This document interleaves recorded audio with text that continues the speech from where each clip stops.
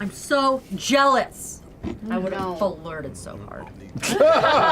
Bells Hells split up for a daring plan, meet some familiar faces, and Matt shows us he means serious business with his Ruidus outfit. Let's get into it. This week we got an update to the opening intro with 2 new characters appearing in Matt's scene, Ira and Odahan. Esteros is still there though. I really missed Esteros this week. It really felt like they could use some of his advice. Aw. As per usual, the players have done no planning whatsoever, so they spend quite a bit of time discussing how they're going to approach the Tishtan site and what they're going to do when they get there. Ira knows where the site is at least, and he uses his telescope to confirm the direction. Watch, he reaches into his coat and pulls out this tiny little spyglass that like extends like this long needle. Ooh, and the end kind of unravels like a clockwork device into this like extended lens that seems to almost appear out of space with this like flash of fey energy, and he puts it up to his eye, and you watch as it kind of curls, not unlike the end of the device, the key replication that you saw in the hideaway. A telescope which Fearne later steals with a successful sleight of hand check. It's been a while since we've seen Fearne get all grabby hands. I think this brings up her thievery count to 16 over the campaign, though she does give it back later when Ira realizes that it's missing. Their biggest problem is how are they going to get close enough to find out what is going on without being spotted themselves in this giant skyship. So they decide to split into 2 teams. The ground team, which is made up of Ashton, Chetney, Aram, Lordna, and Imogen. They will infiltrate the site and see if they can cause a distraction or disable the anti-magic defenses, as well as hopefully rescue Rin and Imogen's mum. Well, I don't know, maybe rescuing Imogen's mum is not the right term, more like kidnap so that they can stage an intervention. And we also have the Sky team, FCG, Fearne, Ira, and as it turns out, Xandus, who will pilot the ship, either crashing it into the key or dropping Imahara Joe's arcane bomb onto it. I really hope Xandus lives because Bells Hells, well, I mean, actually mostly Chetney and FCG were being kind of cavalier with Xandus's life, and it really surprised me that they decided to stick around and help. You better not kill Xandus, Matthew Mercer! It's unclear to me what Ira's role is in all of this. Initially, he was going to be on the ground team to help with sabotaging the key, but then I think they decided to put him on the Sky team because he has a teleport ability which could teleport another person away. Whatever Ira ends up doing, I don't trust him and his weird spindly claws one little bit. You're not going to betray us, are you? Why would I? Well, you know. Reasons why I would. Of course, you can't trust me. That's fair. But what options do you have? Yeah.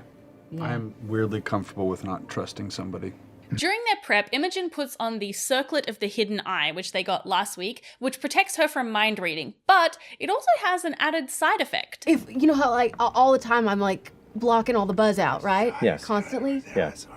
If I stop mentally like actively doing that, do I hear people still, or does the circlet keep it away?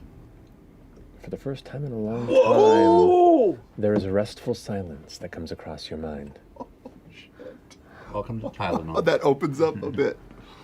That's crazy. You don't know what I'm thinking right now. Probably.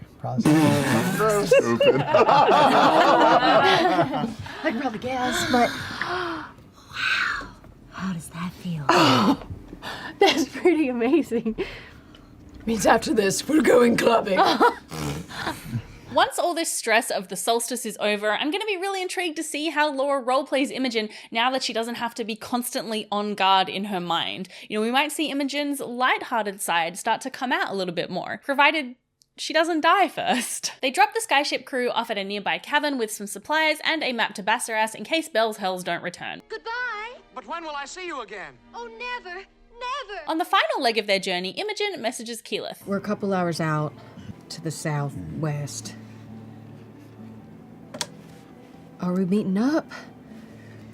Just going for it? Help? I'm gathering those of able body who've recovered from our last endeavor. I'll look for a tree. Let me know when you need the cavalry. Our arrival isn't quiet.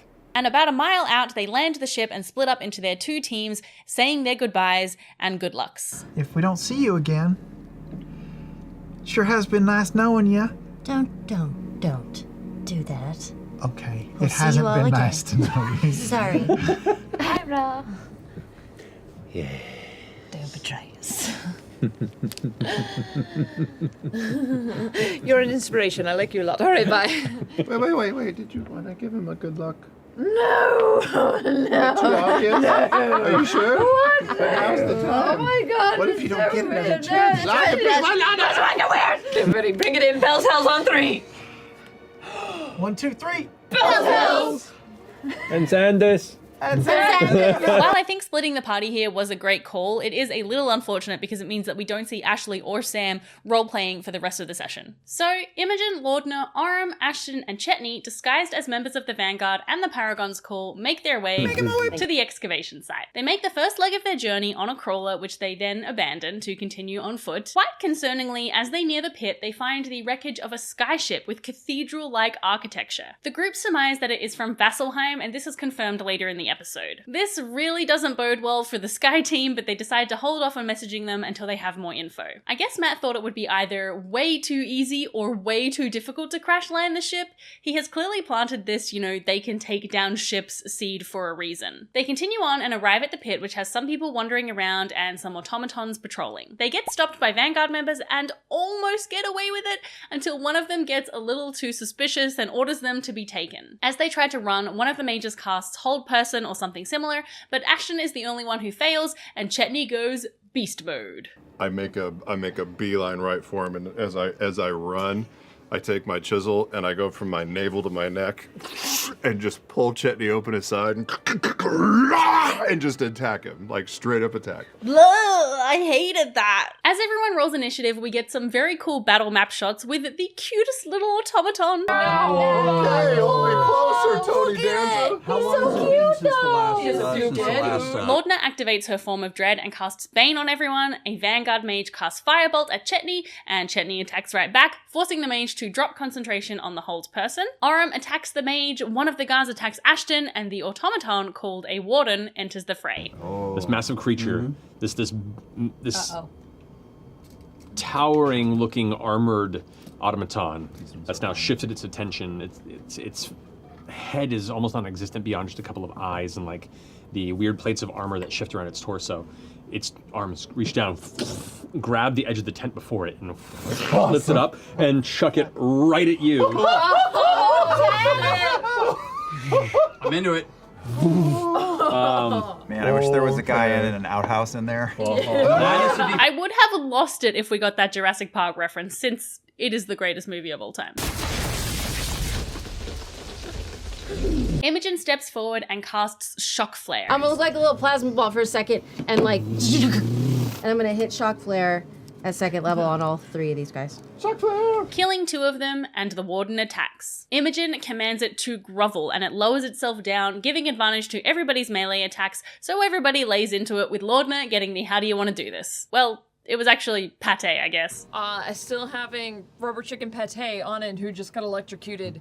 I'm gonna take and be like, hold on, and do the same thing and do a shocking grasp as well. Just... How do you want to do this? Oh my god, one of these. I don't know. It doesn't matter. So it's through Pate, by the way. It was like, don't worry, I've got it. I imagine Pate barely hanging on as his hair is all like fried, and he's just like a full cartoon, like a Looney Tunes cartoon after being, electrocuted by Imogen, and then we're just gonna take that electricity that Imogen pumped into him and just basically like reignite it and harness it right back into him as opposed to it dissipating. So the energy kind of like travels up the body, and then acting like a lightning rod. Yes. Pate pulls it in and is like, no shit! Across its body. As it its fists are on the ground, it picks up once more, looking down at Ashton and Aurum, pulling its fists back, and then the second blast hits, and just In the aftermath of this fight, as they're trying to cover up evidence and gather themselves, Imogen feels herself pulled back into a tent with an arm around her neck and a voice in her ear asking basically who she is and whose side she's on. There's a bit of an uneasy standoff, and Imogen casts command, but the person resists and flicks her in the back of the neck, causing her muscles to momentarily seize up, probably a stunning strike. With both Imogen and this person realizing they're not really getting anywhere with this standoff, they turn to face each other, and this is when the players start to realize who this is. Any sudden moves? Break your neck? You hear me? Any sudden moves? You see a female figure in this like hood that's up and kind of pulled in front, kind of darker brown skin, long sleeveless robes, and looks to be like a staff affixed across the back of the shoulders. What? Yeah. Is it Bo? Why is it Caleb and Bo? Best characters. Best character. She will break it. Who else is following Ludinus's trail? Oh my god! And who is she traveling with? Ah! Got my back. And you watch as a shimmer kind of falls from the front of the tent, where you see a figure in a coat with like a kind of a higher collar. Get the fuck out of here! What is happening? You gotta be shitting me! Just covered in feces. Just smeared. No. So fucking Best climbs out of shit like the predator. Come on, man! It's kind of like long duster that itself has like been pelted by the same dust under that the storm has, kind of giving it a similar coloration to it, but like a deep purple scarf that's put around. You can see him with a bit of like chin scruff and kind of wild brown hair with a bit of like gray touched on the sides. Hands gloved and hands out in front where you can see flames like flickering and encircling around the outside. And goes, I would recommend that all of you stay seated. Let us have a conversation. So, what's the play here, Beauregard? We were right! Take that, Bembridge scholars! This is like Avengers Endgame or something. Like, I need to calm down. I need to gather myself. Straight off the bat, I think Matt did a really fantastic job of portraying Bo and Caleb, who, just in case you haven't watched Campaign 2, are Marisha and Liam's characters from the Mighty Nine. I think he did a really good job with Bo's kind of like laid back, doesn't give a fuck attitude, and Caleb's more sort of standoffish and reserved nature. Also, I feel like Caleb is wearing a purple scarf. Like, maybe that's from Essex? Maybe? As we already knew from the Campaign 2 and Mighty 9 two-shot wrap-ups, Caleb and Bo have been keeping an eye on Ludinus and trying to gather evidence of his shady behavior for a very long time. But we learn some new information from them, which is that they are working with Rin and the Grim Verity, and the very popular fan theory that they were on the Shadowfill team is confirmed. Those roles that he had Marisha and Liam make a couple of episodes ago were indeed related to that mission. Super cool. Also, that series of roles I had you two do last time informed their trip to the Shadowfell. I don't remember that. They know that Rin has been petrified and they have friends, Caduceus and Jester, who could help her, but they felt the mission was too important to jeopardize trying to save her, so they're sort of focusing on trying to stop Ludinus first and then hopefully are going to have time to rescue Rin second. We learn from them that there is a mage hunter golem patrolling the Malleus Key down in the pit, which combined with the anti-magic field is going to make things very difficult. These golems have really cool abilities. They have an anti-magic field or like a cone. Anytime a spell is cast at them, they don't take the damage, instead they absorb it and they heal that amount of hit points. They also have like an anti-magic jolt. They're just super duper nasty monsters. They're from the Tal'Dorei Reborn campaign setting book. The Vanguard has also put other defenses in place, like separating all of the power sources for the Malleus Key and burying them in the ground or in the walls. They've also apparently lined it with residuum and built other fortifications as well. Bell's Hells ask about the skyship defenses, and Bo and Caleb confirm that they saw the Vasselheim skyship go down. It apparently was brought down on Ludinus's orders. So this is sort of not boding very well for their smash a skyship into the Malleus Key plan. But they still decide not to call off that part of the plan just yet. They're going to go down, see if there's anything they can do to make it easier for Team Sky to come in. Bo and Caleb are also worried that Ludinus may be expecting an attack. They've noted that his efforts around this endeavor have been somewhat sloppy, and that this might be to encourage an attack, or to act as a distraction. Or another theory is that he could be getting too close to whatever dangerous magic he's messing with, and that this is messing with his mind and making him reckless. Alright, here's my batshit theory, okay? We know he's been communicating with Predathos, right? So what if he is actually being possessed by Predathos, and Predathos is using him, puppeting him around, making him do his will? Yeah? Look, it probably doesn't need to be that, because Ludinus is kind of a bad guy all on his own, but You know, it could be fun. With the Mighty Nine and Bell's Hells teamed up, they agree to separately infiltrate the pit and meet down there somewhere in the middle. Caleb gives Chetney a sending stone so that they can stay in contact, and as they are deciding what to do about the skyship, that is where the episode ends. I'm so happy! As a Campaign 2 critter, I love Bo and Caleb so much, and I'm so thrilled to see them show up. Now, do you think we'll get any other Mighty Nine members? Personally, I don't think so. I think having too heavy a hand with previous characters wouldn't necessarily work, and I don't think Matt is going to want to have to juggle a bunch of high-powered NPCs. It is so funny to me to think about the Mighty Nine being the high-powered, you know, got their shit together NPCs, because I can only think of them as the absolute chaos gremlins who superglued a golden dick to someone's hand once. And her little waistcoat. Throw that dick!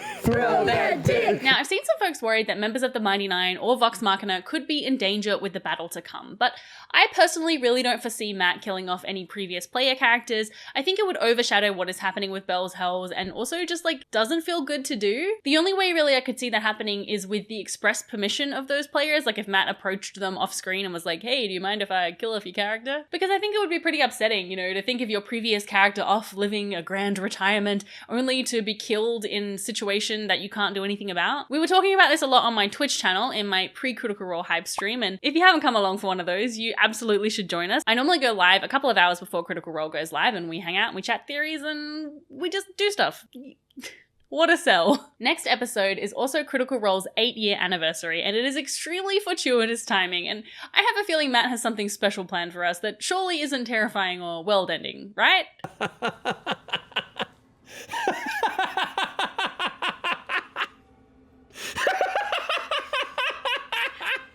I think at the end of episode 51, this Ruidus arc is going to be resolved one way or another. Either Predathos will be released and the world might end, or Bell's Hells will stop the Ruby Vanguard and the Predathos threat will be over until the next apogee solstice. And then they'll have to deal with Ludinus and maybe we'll finally learn what the fuck is up with Ashton. The reason I think we're going to get some kind of conclusion is because Four-Sided Dive has been pushed back until the week after episode 51, and I think that this is so they can discuss the events of this arc, and maybe we'll even get a full cast debrief with all of them there chatting about it. That's what I'm hoping for anyway. In the meantime, while we are anxiously awaiting the next episode, why not revisit another world-ending event with my EXU Calamity breakdowns right here. Bye! Hey. Maybe you could have two different characters. It's already happening up here. It's fun times.